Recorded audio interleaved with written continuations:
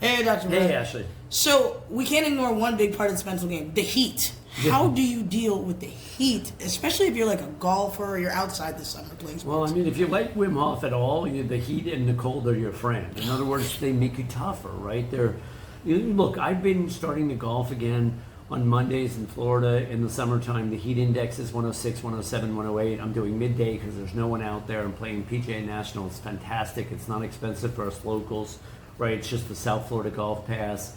And I am blissed out. I'm listening to podcasts or learning Thai and handling 2.5 hours of 107, 108, 109 heat index, 93, 94 degrees plus the humidity, which is 70, 80%. I'm drinking a lot of water, but I'm blissed out because my body is tolerating the heat because I'm adjusting to it like you can adjust to an ice bath or something. I don't have an ice bath. I was thinking about maybe that I should do that next year. But I was listening to Rogan. He was actually giving Andrew Huberman shit for being a pussy around the ice bath. And Rogan's obviously, this is his thing. He's been doing it forever and everything. But when you expose yourself to the cold, you're getting tougher. And literally, believe it or not, Ashley, when I used to live in Westport, Connecticut in my 30s, I used to boycott winter. I didn't wear a winter jacket for like 5 straight winters. That's crazy. At all. That's crazy. And back then, it used to be really cold. Yeah, I'd be 20s and 30s and stuff. And I literally didn't get sick for almost a decade. Like, I just didn't get sick. And I think part of it was before I ever got exposed to Wim Hof, I was doing it without knowing it, exposing myself to the cold. So exposure, it's the same thing with, dating or relationships. You want to expose yourself to experiences. Otherwise, you're not going to have any tolerance. Hey, Dr. Brett. Hey, Ashley. What if you have a captain who isn't being a captain and you feel you can step up to the role of being captain? Yeah, so that's a tricky one, right? Because, leadership is tricky and it's like if you're the colonel and the general sucks, you can't just take his spot. He's the general. So, and you can't really, you don't want to stab him in the back and you don't want to undermine him. You got a cruise ship going by, whatever. I kind of want to keep this Right? So that's a tricky one. I think the best probably way to handle it is to deal with the captain and try to empower him to become or her to become a better captain, so to speak, right? And if it's not working, then perhaps you have some conversations with the coach or GM or athletic director. But you got to be it's tricky because you don't want to be whining or tattletaling or going behind people's backs unless it's completely necessary. Hey, Dr. Brett. Hey, Ashley. How can quarterbacks, when their team isn't listening, how do you regroup them? Well, when the team isn't listening, I mean, that's a deeper issue, right? That's a locker room issue. You've probably lost the locker room, so you got to revisit your leadership skills. What's going on way before you take the snap or in the huddle, right? If they're not listening and you're the leader, the quarterback, you've got a bigger problem. So I think that's a deeper issue around leadership, and it's a longer term issue about sometimes it can be the environment, meaning the team might not be the best fit as well. But that's something you're going to need to explore, with your sports psychologist for sure. Cool. Hey, Dr. Brett. Hey, Ashley. So I just met a quarterback and he gets the yips when he's in the pocket. How do we tell him to stay calm under pressure? Okay, well, we don't, anybody can say stay calm under pressure, right? The process is about teaching the calmness off the field or on the field and vice versa. Learning how to train your mind and learning how to stay calm everywhere, in every situation. As he learns to stay more present, more patient, and more poised everywhere, eventually it'll translate into the pocket. How do you do that? You train your mind. How do you do that? Meditation, mindfulness, visualization, breath work, positive self-talk, and what I call enhanced communication skills, getting tougher, communicating your truth, living your truth, not avoiding it. Makes you tougher everywhere. And then you step in that pocket and you're just more present, more patient, and more poised. And you only have 2.6 seconds, but it works.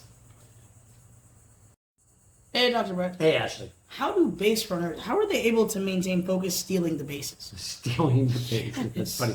No one ever asked me that question. But someone, one of the baseball players I coached the other day, he went 0 for 5, and I said to him, don't ever let that happen again. I'm like, choke up like you have 2 strikes if you feel off in the batter's box, and then, you'll get a blooper or you'll get some kind of hit or maybe you'll walk, right? And he said to me, he goes, it's funny you say that because that's exactly what my hitting coach said. And I said to him, if two people, one without a technical background in baseball, says the exact same thing as your hitting coach, then you want to freaking listen here. So what we want to be doing in any sport, it doesn't matter what it is we want to be pivoting, making adjustments, not allowing ourselves to stay stuck. He was off, and so he did the same thing 5 times, and basically struck out 3 or 4 times and got out on a weak ground ball the other time. Not a good call, right? So again, I'm teaching athletes how to pivot off the field for on the field and vice versa. We're always making changes. We're becoming more flexible, more adaptive, more creative, and more resilient. Hey, Dr. Brett. Hey, Ashley. We have an intern who's a coach now. He's coaching baseball. Awesome. Do you have any advice for a brand new coach, just light behind his eyes? It's just great experience, right? I'm sure he's coaching adolescents. Yeah, they're not. Sort, right? It's not But these are great experiences to have because, the best coaches, they started coaching Little League or they started coaching middle school or high school, whatever it is. So you want these experiences. And the advice I would say is for the coach to train his mind so he's more present, right? And then to teach the kids some mental game techniques to train their mind, not just the physical game, right? The meditation, the mindfulness, the visualization, the breath work, the positive self-talk, and then again, the enhanced communication skills. Most coaches in general, generalizing, are not great communicators. You can become a great communicator, but you got to practice and you got to learn. Hey, Dr. Brett. Hey, Ashley. I'm shooting 3-pointers. I'm shooting in the paint. I'm going hard in the paint. But I cannot make a free throw to save my life. Yeah. What's going on here? Well, that one's mental. Like that one's going to be mental. It's a really good chance that one's mental, right? It's like when the fans are in the background or you're slowing down, the person is struggling when everything gets quiet. In other words, they haven't trained their mind for real. And that's so obvious. Because think about a Zen mind, a quiet mind, right? Or no mind, right? In other words, their mind is active when the game slows down. When you're at the free throw line, I remember like in high school we had no size. We played freshman basketball, and that was it because we just had no height. And I remember having no height. But the last 2 minutes, the coaches would put in all the fucking bench players and stuff, right? So one time, at the end of the game, they put the twins in, my twin brother and I, and we'd hack everybody up because we had on the bench the whole game, right? Because we had no size, but we were good. Anyway, I got fouled once. I went to the free throw line and hit 2 swishers, and the coach talked about it for months. It didn't even hit there were perfect free throws, right? I got my chance. I made the 2, right? And the coach was like, because when you have your opportunities, right? Now, why did that happen? We've always been pretty clutch athletes, my twin and I. But part of it is practice, right? And then, of course, back then I didn't actively train my mind. I just had some clutch ability. Now I actually train my freaking mind. So train your mind. Perfect. Hey, Dr. Brett. Hey, Ashley. What do I do if I'm getting the yips in the middle of a game, though? Like, I'm playing well the first quarter. Now, or the first half. The second half, I'm in my head. Breathe. Okay. I'm always teaching everybody to use the breath, right? Especially because, not just because the breath is free, but it's also because it's so effective, right? If you're in a situation where you're on the field already, you're not going to be able to meditate while you're in the middle of the game, right? Unless you're changing over between games or something, in tennis or something, right? Or you're on the sideline, right? On the sideline, you can go into a meditative state if you practice enough. But what you can do is basic box breathing, 4 or 5 seconds in, 4 or 5 second hold, 4 or 5 second release, 4 or 5 second hold again. You can do that 2, 3, 4, 5 times. You can do that at night to try to fall asleep. You can practice it during the day. There are other breathwork techniques that are effective too, but the breath in general, short term, is probably going to be the most effective thing you can do. Observation skills are also powerful, bringing your focus into the moment, right? Observing the sky, the clouds, the fields, someone's face. The more you observe, the more present you become. You want to use the positive self-talk as well. Stay present, I got this, and so on.